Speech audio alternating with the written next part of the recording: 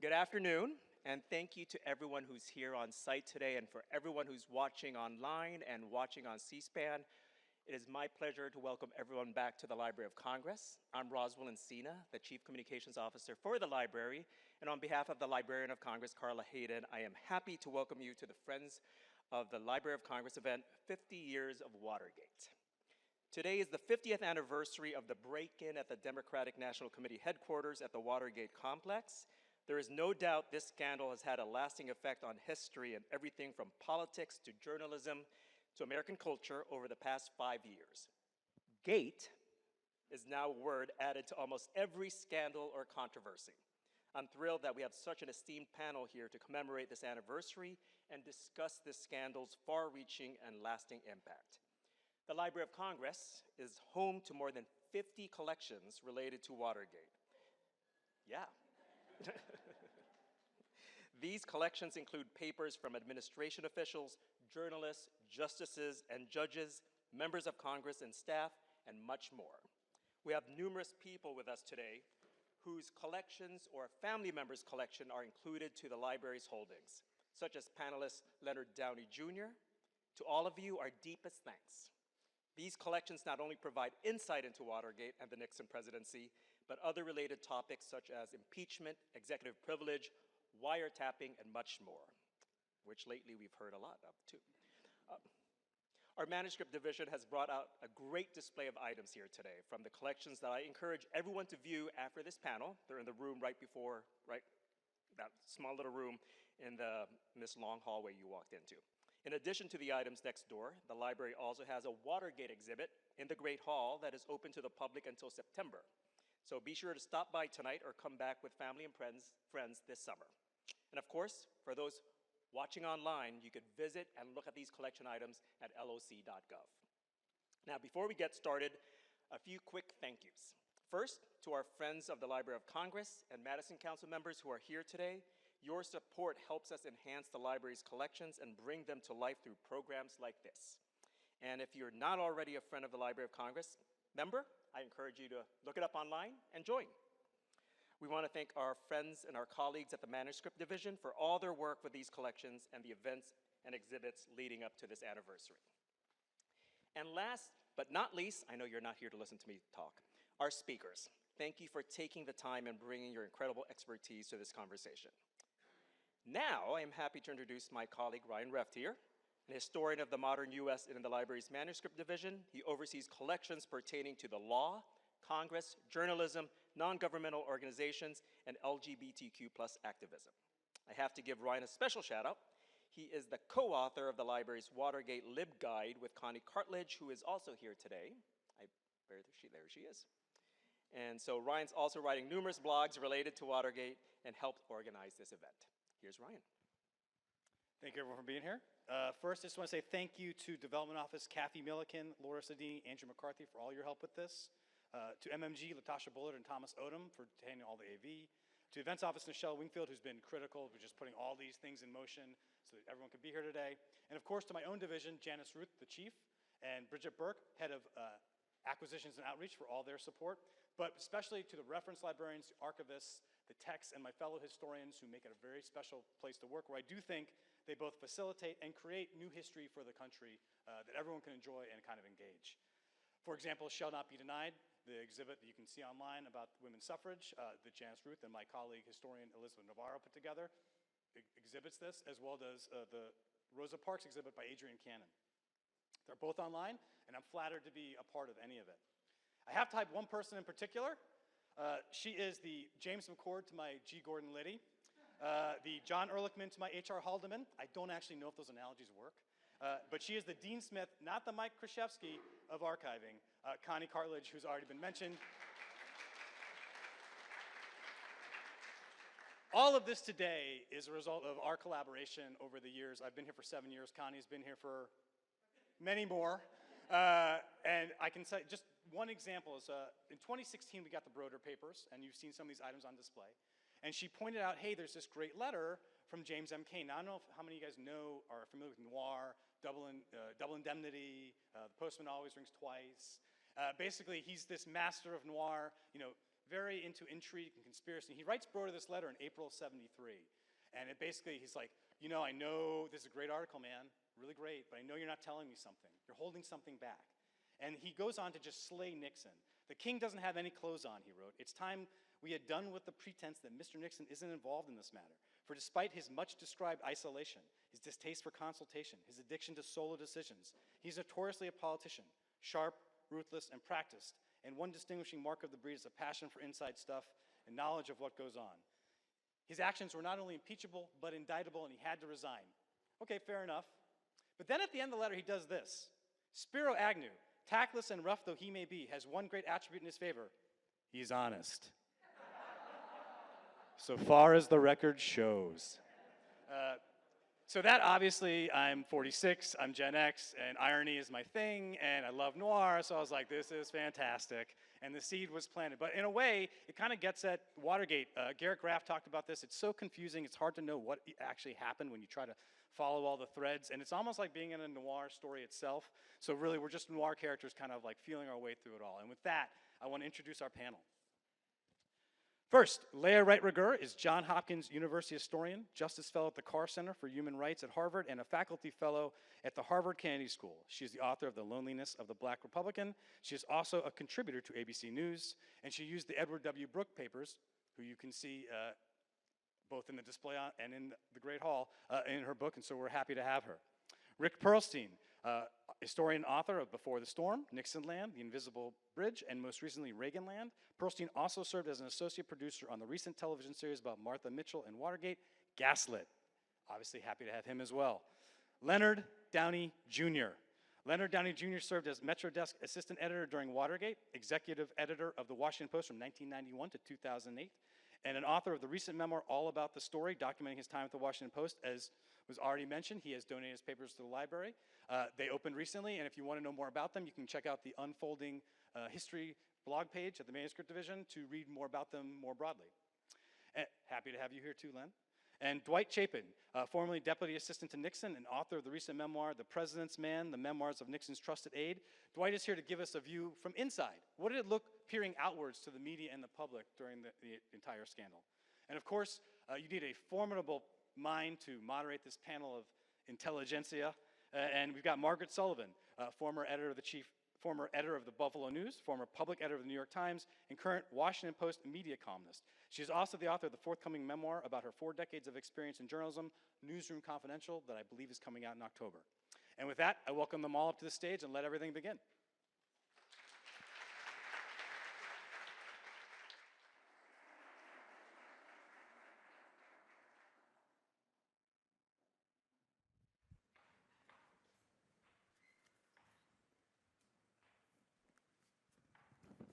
Well, good afternoon, everyone. This is such a fun thing to be a part of, even though Watergate itself we know was not really fun.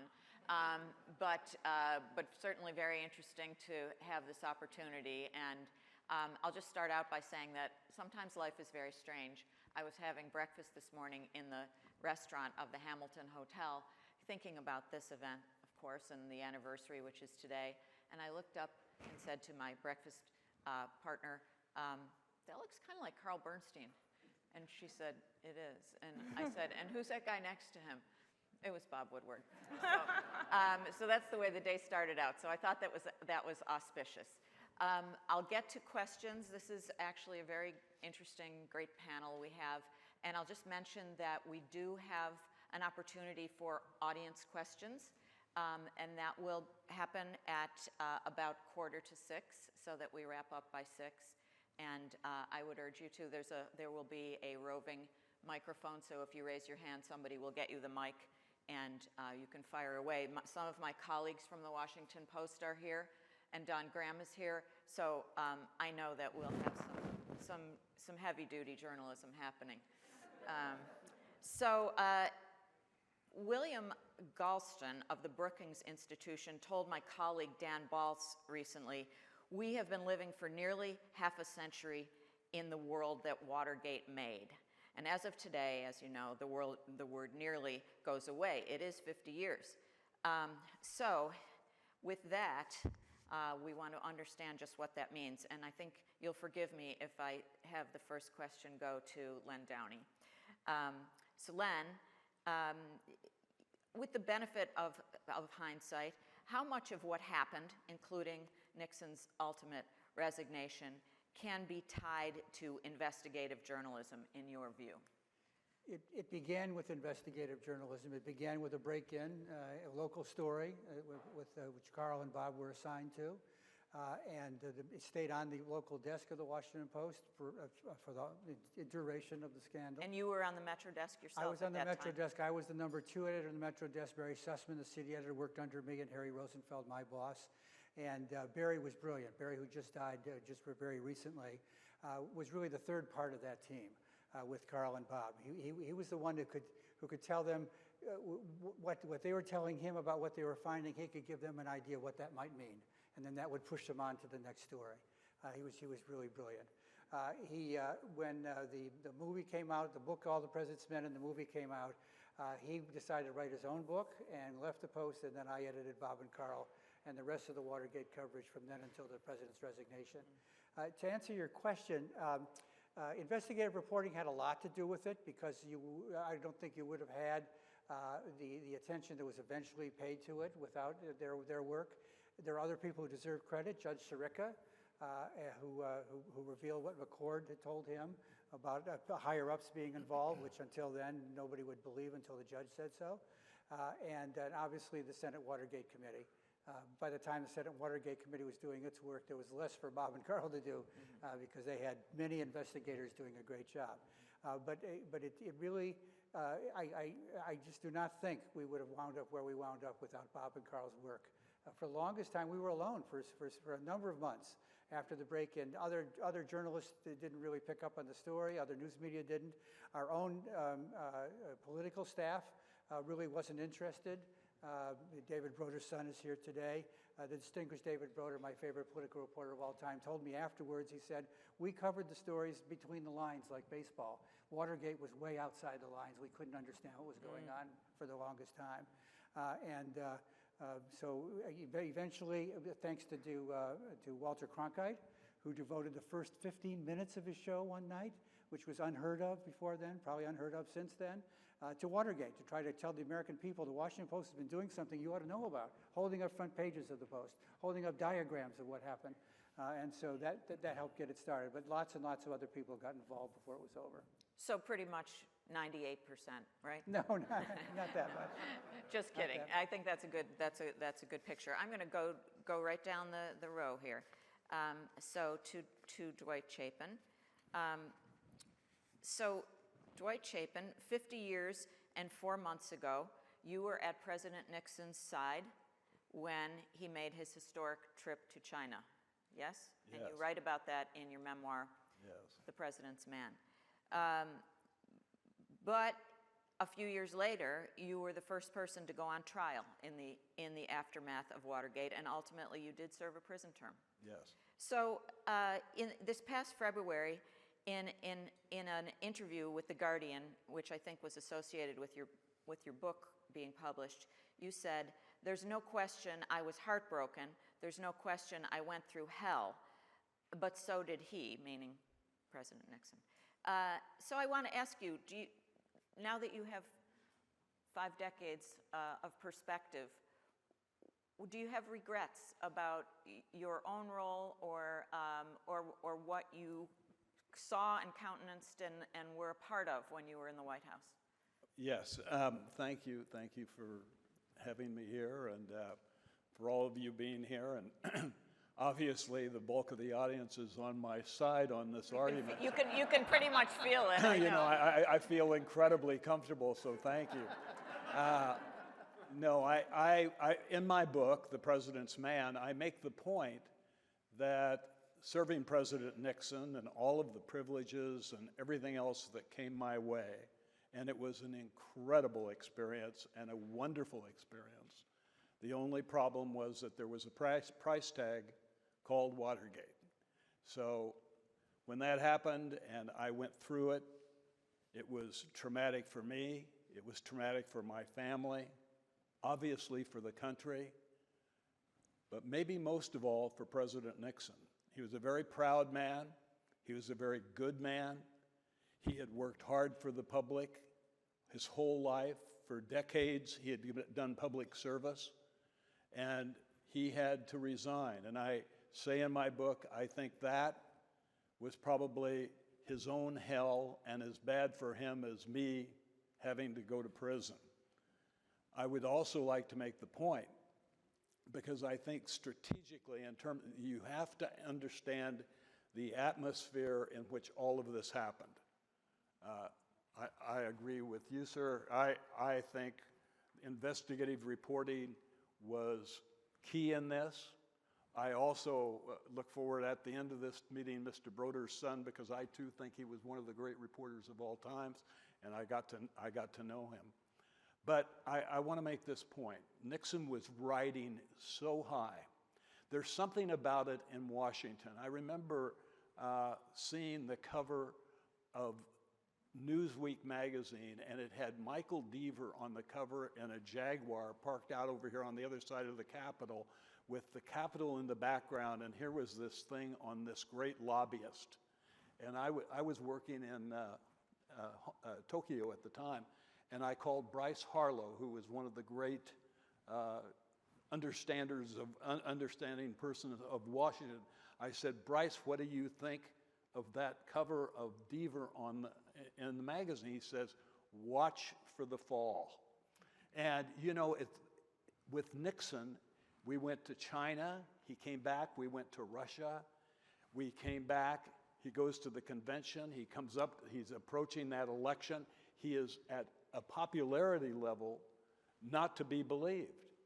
And we have in this town, like it or not, an axis of Democrats, the media. It turned out to be the prosecutors, and to a degree the judicial system. That's what my friend Judge Jeff Shepard's writing about.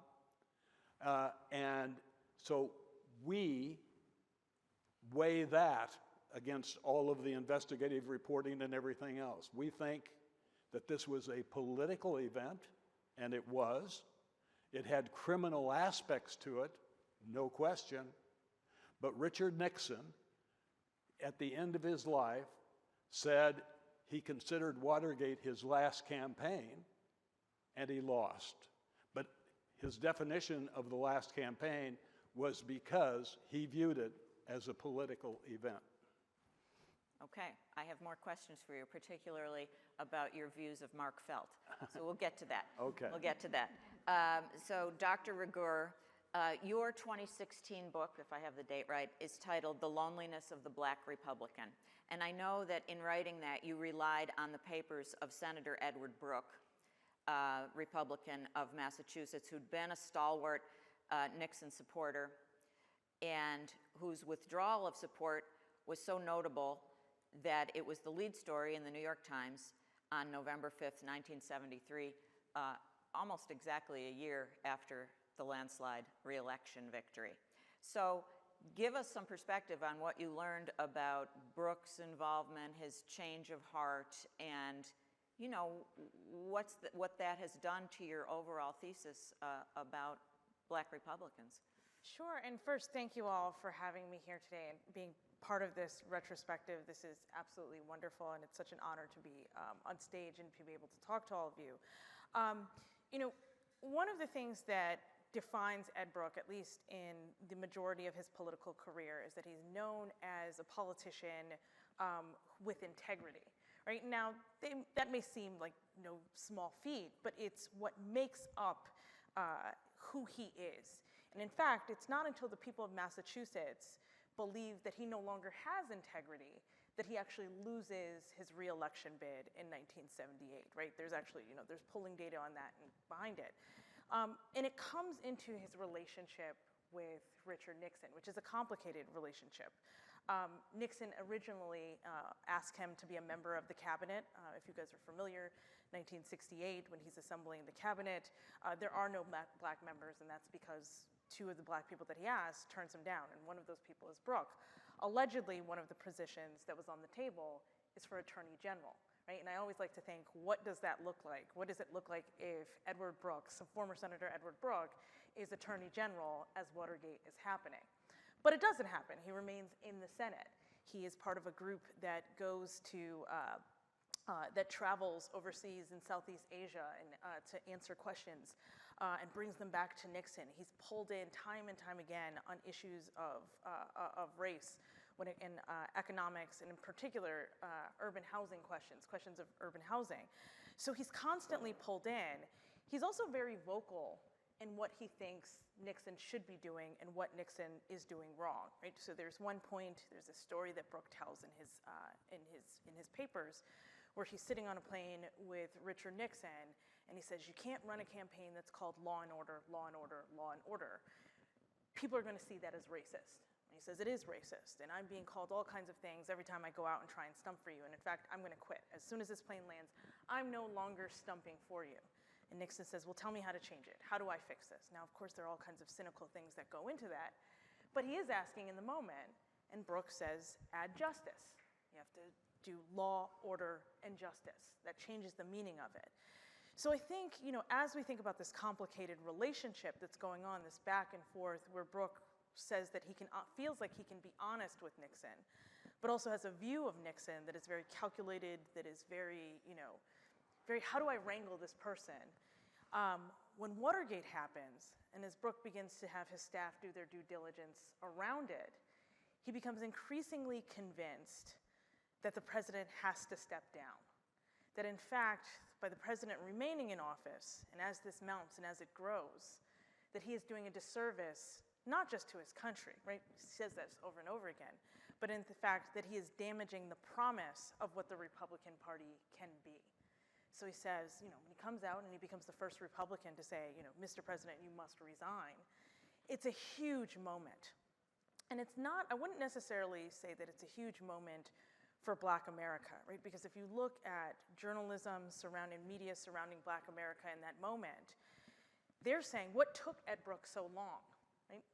They already have a vision of Richard Nixon that is one that's steeped in anti-Blackness and corruption. Now, it's complicated, of course, but Ebony Magazine and Jet Magazine, which are the two predominant periodicals of the piece for Black America, are running pieces as early as, as Watergate breaks, saying that the president is somehow involved. So when Brooke steps out and says we have to do this, all of these Black newspapers, media, journalists, writers are saying, finally you are saying what needs to be said. And of course, it's a big moment. Now, it's a big moment for White House staffers. Brooke talks about how his car is keyed as he's, going back to his condo in D.C. by the president's secretary. But it's also a moment that I think for Brooke reinforces this idea of him being a politician with integrity, but one that is also willing to step out against his party in a moment of crisis. It's also incredibly important as you're looking through the papers and you see the private correspondence from other politicians, including other Republicans. It's incredibly important for them also taking the step to say, you know what, Mr. President, you do need to resign. And so later, when this group of politicians and senators go to Nixon and say, now is the time, right? The polling data is there. You're going to be, like, if you stay in office, you will be impeached. This is happening. You will go to jail. One of the things that they point to, and one of the things that shows up in Brooke's papers, is that they say they've been deeply influenced by Brooke doing this first. Right? And I think that matters. I think it's part of this larger orbit of both what Brooke represents as a politician, and then what it allows the rest of the party to do in a moment of crisis. Thank you. So Rick Perlstein, you've written a lot about Richard Nixon and about the sort of trajectory of the Republican Party over time in your great books. But I want to ask you actually about a short piece that you wrote in the Washington Post in 2017, which was debunking some of the myths of Watergate. And so your number one myth that you debunked was, this is the myth, not the reality, there wasn't a logical motive behind the burglary. And you say that is not true. can you talk to us about, why that myth has endured and what actually do you see as the clear motive and, why did this myth spring up? I should have told you I was. Yeah, you I'm could one have of those reviewed- guys where they say, he's forgotten more about the subject than most Well, people do know. you think that there was? I'll ask But, you more directly. Do you think there was a clear motive now as you look at an event? Well, I mean, obviously, it kind of depends on what you mean by clear motive. I'd say the clearest part of the Watergate break-in has to do with, a break-in that was attempted on the same day that no one remembers because it was never accomplished, and that was an attempt. I think maybe it was a similar around the same time when G. Gordon Liddy was scouting out George McGovern's campaign headquarters, right? And around the same time, there was a burglary at one of Hubert Humphrey's top aides' offices, also in the Watergate. So to understand the motive of this particular event and this particular day, you would need to understand kind of the whole penumbra of what John Dean called the White House horrors and what he was afraid. Called it? The White House horrors. Horrors. And what he was afraid that would be revealed if Watergate was investigated. One of the White House horrors, most conspicuously, was some of the same guys who broke into the Watergate, broke into a psychiatrist's office to try to discredit a administration so-called enemy. Daniel Ellsberg. So I need to thank you guys for having me here. I want to acknowledge one of my guests, my uncle and aunt, who have their anniversary today. And I told them I have just the thing, a Watergate panel. Very nice. Just a romantic moment to enjoy. Yes. And seriously, Uncle David, who was of a certain generation, said, that sounds like a great way to spend my anniversary. And I think that what that speaks to is that for people who, came of age, watching these things unfold and watching the investigation unfold, Watergate itself was a moment of high citizenship, high engagement, and something that was very profound and very meaningful. We talk about one of the consequences of Watergate of people losing trust in institutions and losing trust in government. And my argument is that that's not all a bad thing. Al Franken, the former senator, once said that conservatives love their country like children love their mommy, right? Uncritically, salute the flag. During this period in which all this stuff was being investigated, liberals were establishing a new kind of patriotism in which we love our country by trying to make it better, by improving its institutions. If your mother tells you she loves you, check it out. Check it out. So we all should act like investigative journalists because we love our country, Right. not because we hate it, not because we're out to get the president, right? And if you look at sort of the train of events that leads up to August 1974, I mean, we're talking about a president who in his first year of office, wiretapped a reporter, right? We're talking about a president in 1972 who came up with a scheme to come up with hundreds of fake committees to fund his favorite candidates in the off-year election. In 1971 would shout at the top of our lungs, have you bombed the Brookings Institution yet? And the people who went after him were not, as my friend Mr. Chapin says, out to get the president. In fact, the media establishment in Washington was quite solicitous of Richard Nixon. Look at the coverage of his inauguration. Look at the fact that when Theodore White, came out with the first draft of The Making of the President in 1972, he didn't even have a paragraph on Watergate. So he begged after the McCord letter for an extension of his deadline so he could add a chapter. Then he added another whole book, right? Because he realized he had fallen for this idea of kind of trusting the institutions of the country too much. If you look at someone like Sam Ervin, who was, of course, the leader of the Senate investigation and drilled down to the absolute bedrock core of what was happening to our country because of the attitudes that gave us Nixon beginning to tap people in 1969. He was the Democrat who voted with Richard Nixon the most of anyone in the Senate. You cannot tell me he was out to get Richard Nixon. You cannot tell me that there are good guys and there are bad guys. and the bad guys were out to get this innocent man who just wanted to serve his country. This is a guy who, however much pain was caused to him, they were caused by things that were present in his career since the beginning, and you could even argue since his childhood, right? When he wrote a prize-winning school essay saying the Constitution's grant of religious freedom doesn't mean that you can practice religion that is damaging to society, right? This is an authoritarian mindset. And if we love our country, we try to root out that authoritarian mindset using the principles of law and order and justice. But how's that going? No, we'll come back to that. We're getting there. We shall overcome. We'll come back to that. I don't want to start any kind of physical fight here, and it is a little bit unfortunate that that Len and Dwight have sat next to each other, because what I want to ask about next is that's great. Well, give it time. I want to ask about Deep Throat. Yes. I want to ask about Mark. We now know Right. Mark Felt. So I know, Dwight Chapin, that you think that Mark Felt was very wrong in what he did. You've said that in interviews and I think written it. Why don't you tell us briefly what your objection is to the use of a source like that to get to the truth? Oh, yes.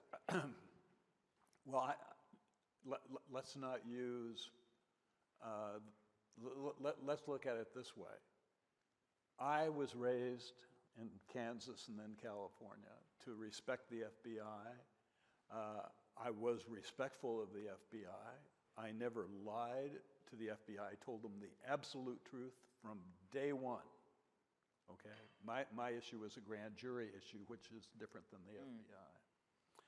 But when someone takes an oath to uphold the laws of the Constitution of the United States, and they are the second-ranking person in the FBI, as Mark Felt was, I think if it's true, and I doubt seriously that it's only one person is Deep Throat. I think Al Haig is in there too. Okay. Okay. In fact, I become more convinced every day that Al Haig was in there. But Mark Felt, because of his own selfishness, you've got to understand, this is a political war. He wanted to head the FBI. When Hoover died, Felt was furious he did not get that job and that it went to Pat Gray.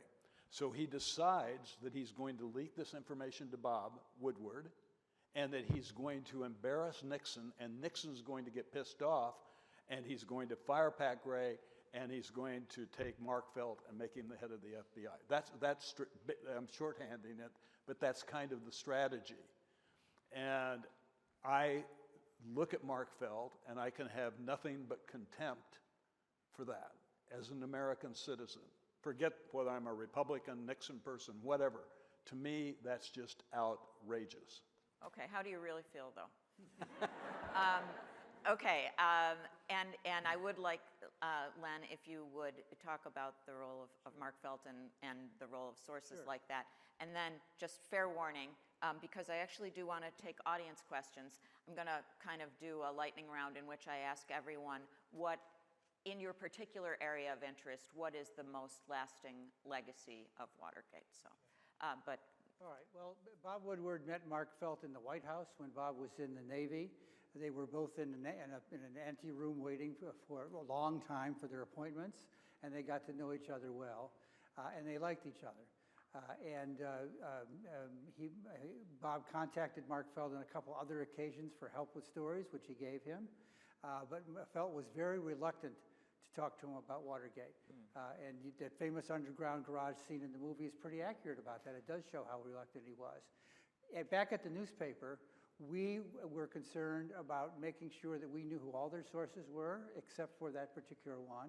We wanted to know what their sources had told them and under what circumstances. So we had them, every time they conducted an interview with a source that was not named in the newspaper, a confidential source, to whom they gave confidentiality for life, unless the source released them from that confidentiality. They had to write out all their notes, and they had to put the name of the source at the top of it. Alexander Haig was one of those names, by the way. He's not Deep Throat. It went all the way up to the top of the White House, and many other parts of the government and politics and so on, but not Mark Felt, because Bob had promised him he wouldn't tell anybody who he was. Ben agreed with that. Ben didn't know who he was. I didn't know who he was. Barry Sussman didn't know who he was. Katharine Graham didn't know who he was. As a result of that, we did not ever publish anything directly from Mark Felt, except in one small instance where it was adding on to something else, and we all regretted it afterwards. It was guidance. It was guidance. He would tell Bob when he was on the right track. He would tell him he was on the wrong track. He sometimes told Bob things, or he intimated things to Bob that never turned out to actually be true, which is why we didn't publish anything that he said. We used him for guidance. So I'll give a quick anecdote. I was always wondering who who Deep Throat really was. We went on for decades, and people were speculating about it. People wrote books about it. People wrote magazine articles about it. A couple people guessed right, but we never told them that they guessed right. Because I didn't know yet. So I decided I'm going to have to guess, because I knew who all those other people were. Therefore, they weren't Deep Throat. It had to be somebody else. So my first guess was a former Deputy Attorney General fired in the Saturday Night Massacre. And when he died, Bob said, no, it's not him. L. Patrick Gray was my second guess. And he was living so long that Bob finally came to me and said, he's still alive, but it's not him. He just wanted to put me out of my misery.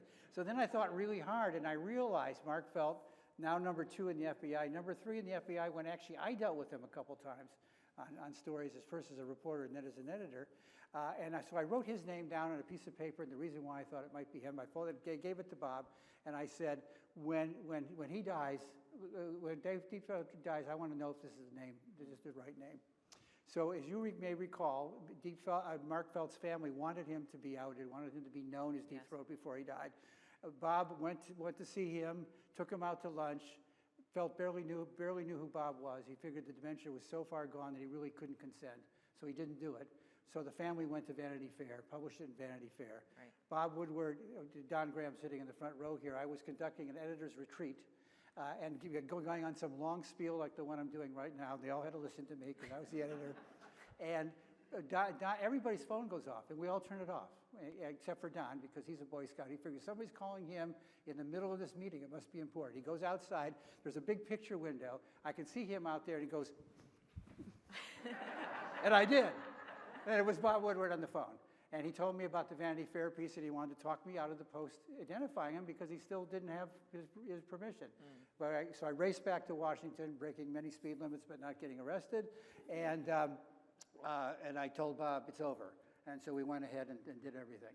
Bob had also written a book about his relationship with him, and that's another reason why I think he was reluctant, because he wanted his book to be the way in which it was revealed.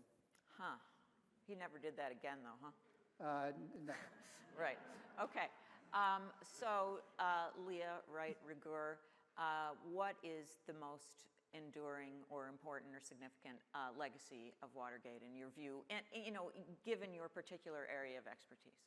So I'm going to go with the idea that becomes within the American public, or the realization amongst the American public, that preeminent or dominant American institutions can be corrupted. And that, in fact, the idea of democracy is not static, that democracy is something that is constantly having to be remade. It's constantly something that needs to be monitored. It's something that needs deep transparency and accountability. And so when we look at the kind of reverberations around this, right, there is a marginalized class within American society that has been saying this for generations, right? They've been outside the boundaries of democracy. They've never had faith in American institutions. But at the tail end of Watergate, we see public trust just decimated, but we also see the long-lasting implications of that, right? So I used to work for the Harvard Kennedy School, and one of the things that people don't realize is that one of the core courses, every single person who passes through the doors of the Kennedy School must take a class on morals and ethics for politicians and policy and politics. That is a direct result of Watergate. It is instituted, started in 1975, because everyone says, wait a second, we're training these people. We are sending future leaders, future presidents, all of these people out into the world, and we actually don't have a curriculum for morals and ethics. And actually, we do need to teach it if we want to uphold democracy and these American institutions. I also think later on down the line, when we begin to see scandals emerge from the presidency, we can see the ghosts of Watergate. We see it in the way that it is discovered. We see it in the way that certain staff members and officials play whistleblower roles. And we see it even in the way that as administrations come in and the kind of audit work that they do, right? I'm thinking very specifically in the transition from Ronald Reagan to George H.W. Bush, that it's Jack Kemp who institutes the audit of the Reagan Housing and Urban Development that discovers the housing, the ginormous HUD scandal, and says, this is my party, and I actually have to do the work of understanding this, lest we end up with another Watergate type scandal. So I do think that that kind of legacy of thinking about institutions as places and ideas that are driven by humans that can be corrupted is deeply important. Great, thank you. Rick. Well, I'm going to say that the largest consequence of Watergate is Fox News in the politics and the attitudes it represents. And if you talk about Fox News and the politics and attitudes it represents, you're talking about January 6th, you're talking about the cover-up, you're talking about the hearings we're dealing with right now. One of the things I researched in my book, The Invisible Bridge, which covers the years 1973 and 1976, was the public response to Watergate. And one was the extraordinary upsurge of patriotic following of the scandal. Another was an attitude of the sort we see on Fox News every day, that there are good guys, they're the real Americans, there are bad guys, they're the liberals, the bad guys are out to get the good guys.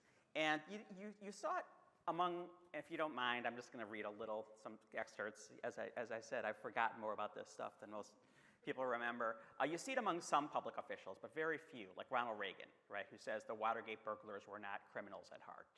Or he'd say something like the Republican Party has traditionally been the victim of shenanigans worse than Watergate.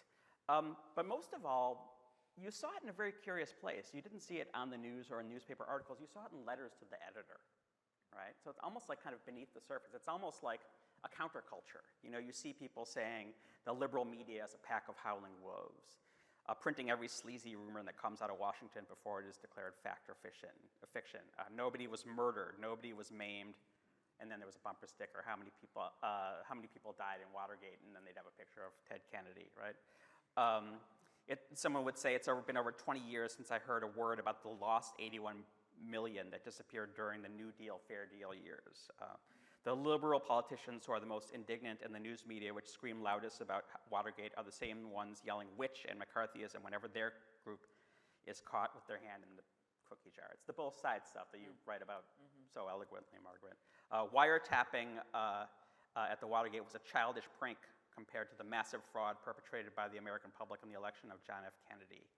I could go on and on. It's a backlash, Right. in other words. And there was a very famous article that came out in 1973 when the journalist Gail Sheehy went to a bar in Queens and said, what do you guys think of Watergate? And someone said something like, well, Nixon should have shot Ellsberg through the head, right?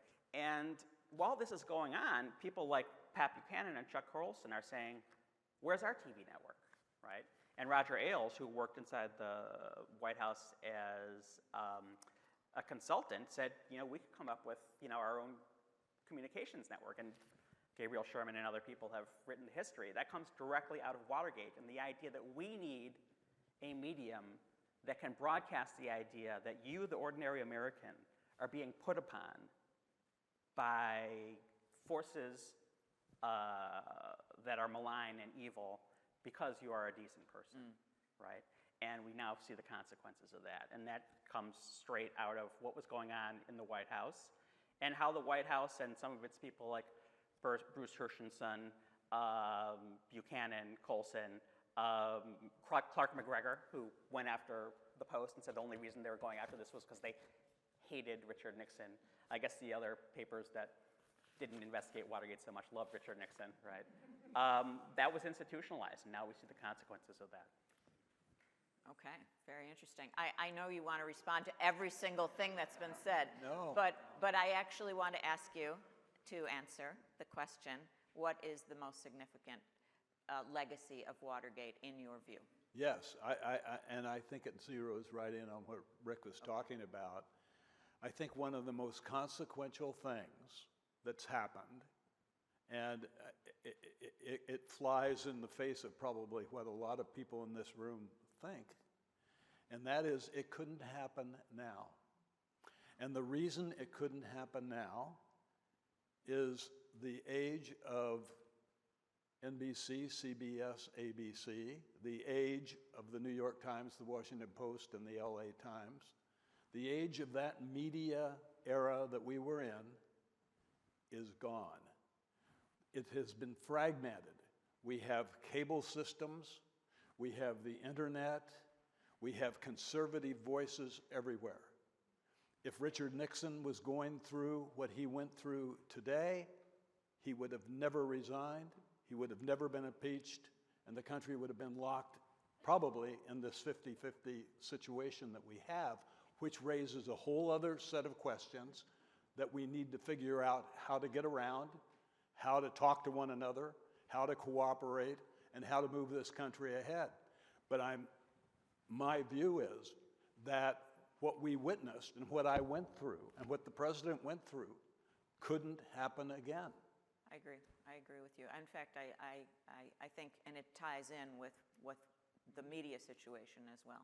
Right. And Len? I'll be a little bit more narrow and talk about journalism.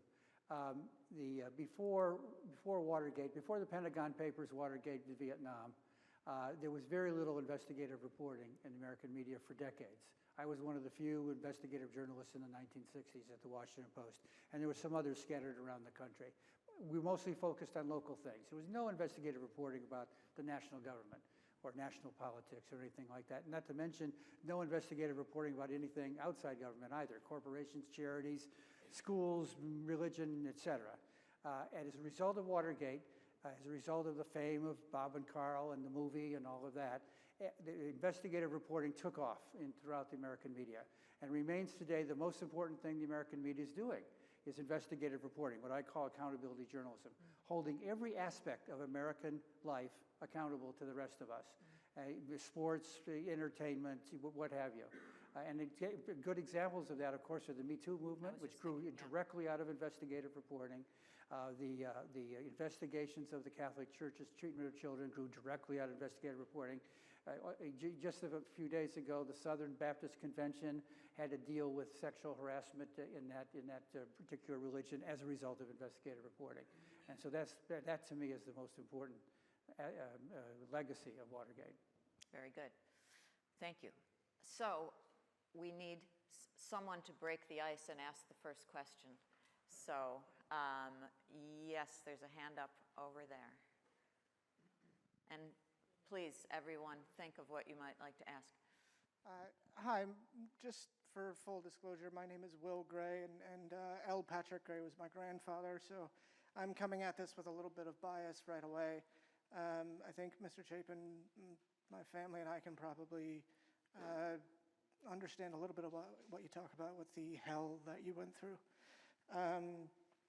I did want to ask Mr. Downey, in the answer to your first question, when you talked about who was responsible for bringing down Nixon and who was responsible for leading to the resignation of Mr. Nixon, you did not reference the FBI at all. I was wondering if you could speak to that, given that Mr. Felt was very much a part of that investigation at the FBI and was guiding your own investigation. Thank you. Sure. Well, the FBI, of course, was supposed to be investigating Watergate. Once it became clear that it wasn't just a local burglary, that it had other implications, that it reached up into the White House, the FBI had to be investigating. And the local prosecutors, the local U.S. attorneys were investigating the burglars and a couple of the people that worked with the burglars out of the White House. But that's what they were supposed to be doing. I think that Mark was frustrated that it appeared that somebody, either in the FBI or in the prosecutor's office or somehow in the White House office, was putting a lid on it, that the investigation was only going to go up this high. And higher up in the White House, they weren't really interested in going. And I think that was out of that, besides the fact that I agree with Dwight Chapin, he was also interested in his own ambition and his own bitterness about not running the FBI. He also felt that it was necessary to get somebody to be looking at what was really going on. Okay. Can I add something to that? Of course. One thing I found that's in my book, The President's Man, is we found an FBI report that was done after Watergate. It was in July of 1974, and they really come down hard. They call John Dean the master manipulator of Watergate. They use that term, and they talk about how Dean influenced the FBI and these reports and so forth within the White House structure, which was just outrageous. That's why he came clean and went to jail. Right. John Dean came. And then became very famous and wealthy. Yes, John Dean coming clean is a little absurd. All right. Yes. Right? Oh, yes, okay, great. Hi. I'd like to address the thrust of this question to Mr. Downey, but Mr. Chapin and the other panel members might like to address facets of it too. Watergate didn't exist in a vacuum. I was wondering if you might talk a little bit going all the way back to July 13th, 1971 and the publication of the Pentagon Papers and how the New York Times and the Washington Post backed each other in an unprecedented fashion. And then also, could you please, most importantly, address how the Washington Metro, the strength of the Washington Metro coverage influenced how the story unfolded? And was it true that Mr. Woodward and Mr. Bernstein had pretty much locked up the critical sources before the other national publications really became interested? And so there was a lot of things going on in the environment. There was unprecedented spying by the government against Vietnam War protesters, and there was the growth of executive privilege. And I don't want to get too broad with these questions, but Watergate didn't totally come out of the blue. Right. Well, the historians will probably want to add more to this, but I'll just briefly say that, yeah, it was clear that the president reacted with great horror to the Pentagon Papers revelation. He tried to stop their publication. He went to the Supreme Court. And so that definitely played a role. It definitely was the beginning of the stones starting to roll down the hill. In terms of Bob and Carl, they didn't lock up any sources. They simply run around knocking on doors and making phone calls and doing things that no other reporters were doing because they didn't see anything there. And in fact, the national staff at the Post was hostile to our reporting for a long time because they thought it was going to get the paper in trouble. They thought it could cost Katharine Graham the Washington Post because they didn't believe it. And the then national editor, the late Richard Harwood, who otherwise I admired greatly as a journalist, actually tried to take the story away from us because he thought we were doing such a bad job. And Ben Bradley stopped him, and my boss, Harry Rosenfeld, put me in charge of the coverage instead. Yes. And it's important to remember that on the Pentagon Papers, Nixon and Kissinger, what they were doing, really, it had nothing to do with the Nixon administration in terms of the Vietnam War. Those were papers about Johnson and Kennedy. Correct. On that. And then the other thing is I had dinner last night with a very interesting man that knows all of this stuff. And he told me that between 1932 and 1972, there were anywhere from 125 to 300 black bag operations a year. And those statistics, he tells me, are in the Church report. That this black bag operation. So the only reason I mention it, and it surely isn't a defense, but when you look at Nixon living through his Senate years, going through those vice president years, and so forth, and what he knew about how things operated and about the CIA and so forth. I mean, he and Richard Helms were together on many things, including Caracas.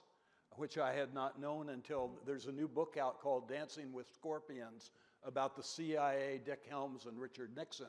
And that's a very insightful book because it shows the linkages of what was going on with the CIA and the executive branch of our government. So Nixon reaps all of this anger and hatred and all of these wrongdoings and everything, but there's a lot more to the story. And I would say another legacy of everything that we're witnessing, and especially of this building, the Library of Congress, there are 2 books that I'm aware of that are being done on the relationship of the Watergate and the CIA. We're uncovering stuff. We're still uncovering stuff. It's unbelievable. We're still uncovering stuff. So there's going to be additional volumes put into this library someday that are going to help explain this even more. Rick, you look like you want to say something. Well, there's a bit of confusion there. There are procedures within the law for what are called black bag jobs, right? Which is kind of basically entering, and finding information, right? Search warrants, for example.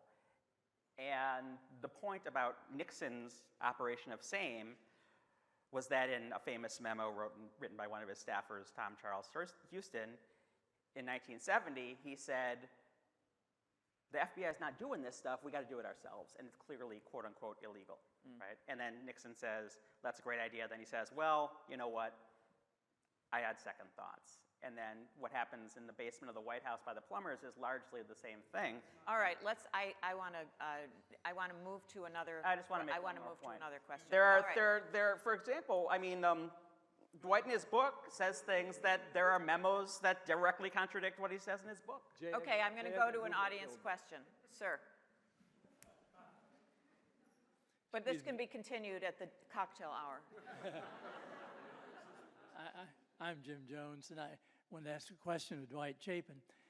After the 1968 campaign or election, Lyndon Johnson, whom I worked for, called me in and said he wanted to have a transition that would educate the entire Nixon cabinet, et cetera, so that every one of them, when they went into office on January 20th, would be fully versed on what the government's doing and what we need to do.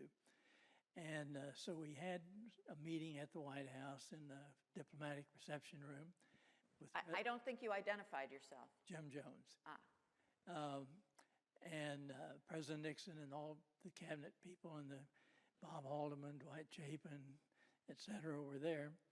And after that, and President Johnson outlined what he wanted us to do and what we're offering to the Nixon people.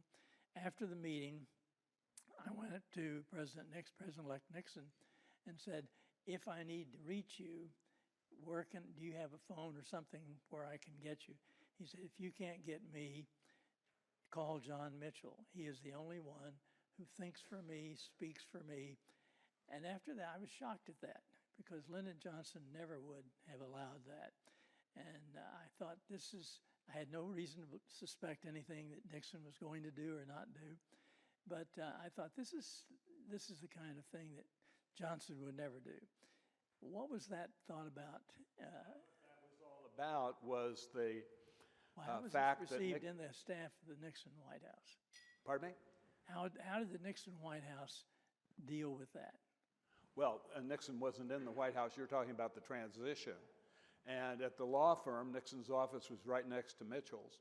John Mitchell became the campaign manager. And I happen to be one of the people that's convinced that Richard Nixon would have never been elected president had John Mitchell not been brought in.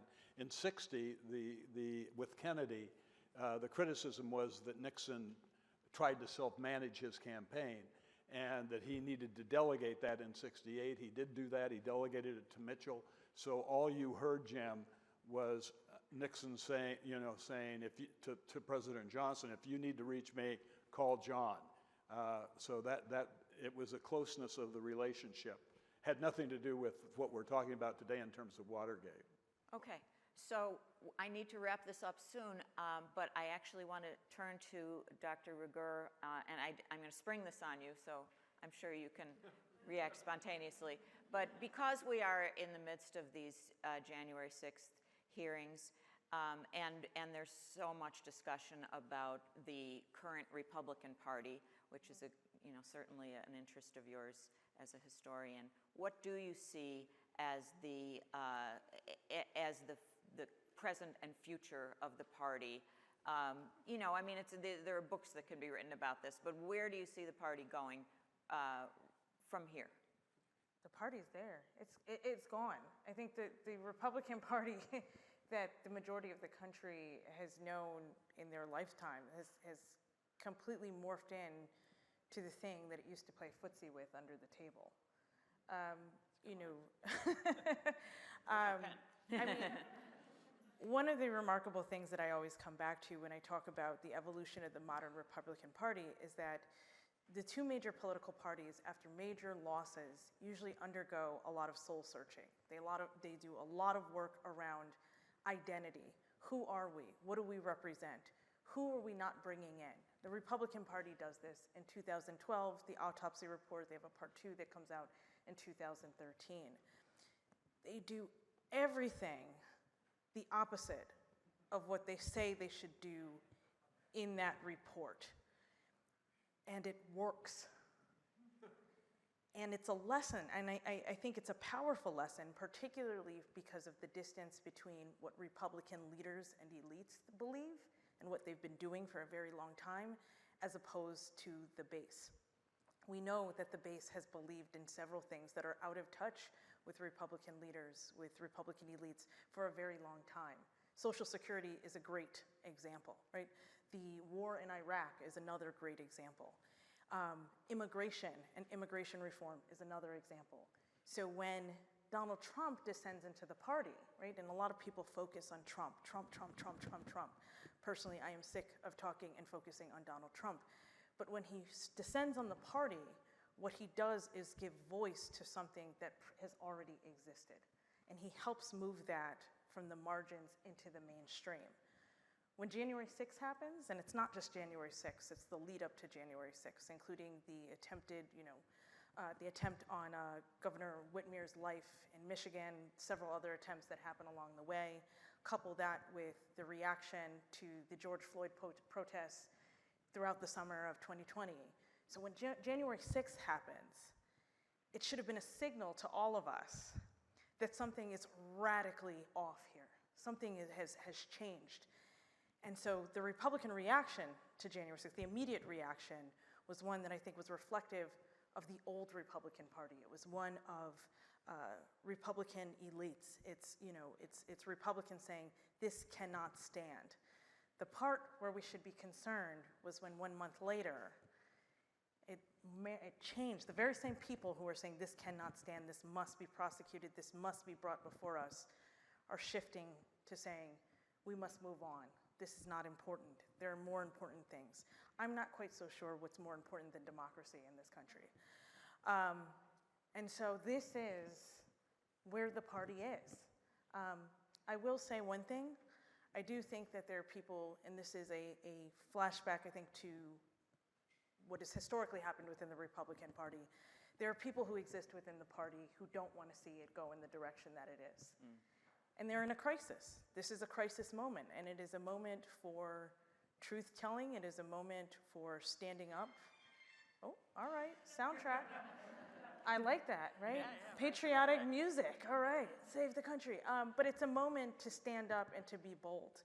And I think as long as there is no obvious reward in the way that politics work, as long as there's no obvious reward for coming up and for truth-telling and for trying to move and trying to really wrestle with the direction of where the party has gone, that we won't see a lot of people trying to move that. Good. Thank you very much. And thank you to this great panel, and thanks for coming.